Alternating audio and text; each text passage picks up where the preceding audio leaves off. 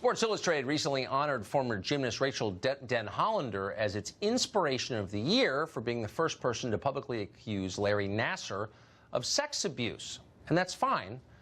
Nassar did it. He's a convicted sexual predator. He'll likely spend the rest of his life in prison.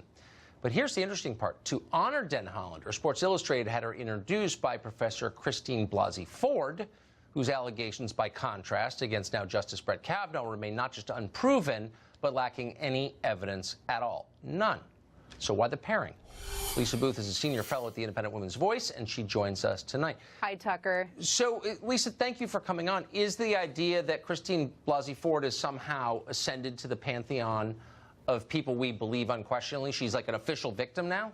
I think that's what it looks like, and I think that's the danger more broadly with the Me Too movement, because it presumes that every woman is telling the truth and every man is guilty, and that's what we saw with the Brett Kavanaugh confirmation hearings, and I think that's why so many people like myself took issue with the way that he was being treated in the left, because the comparison between the two stories is both intellectually dishonest and it's just wrong. I have no problem with Rachel receiving this award. She was unquestionably brave by bringing those allegations against Nassar. There were 300-something women that stepped forward to also bring forward allegations. 125 brought forward criminal complaints. The problem is putting her in the same category with Christine Ford, who has no corroborating evidence, no corroborating witnesses. If anything, one of her best friends, who she named, Leland Kaiser, said that she's never met Brett Kavanaugh, does not remember the party in question, and later told the FBI that she felt pressured, or at least reportedly felt pressured by Ford's friends to change her story. By the time the Washington Post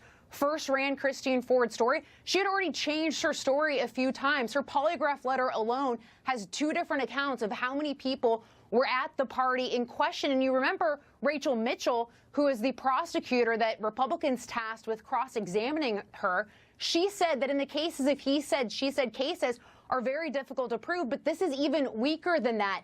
So to equate the two is so wrong, so intellectually dishonest, and I think just dangerous precedent to be setting. Well, it's totally insulting, and thank you for pointing that out. Lisa Booth, great to see you. Thank you, Tucker.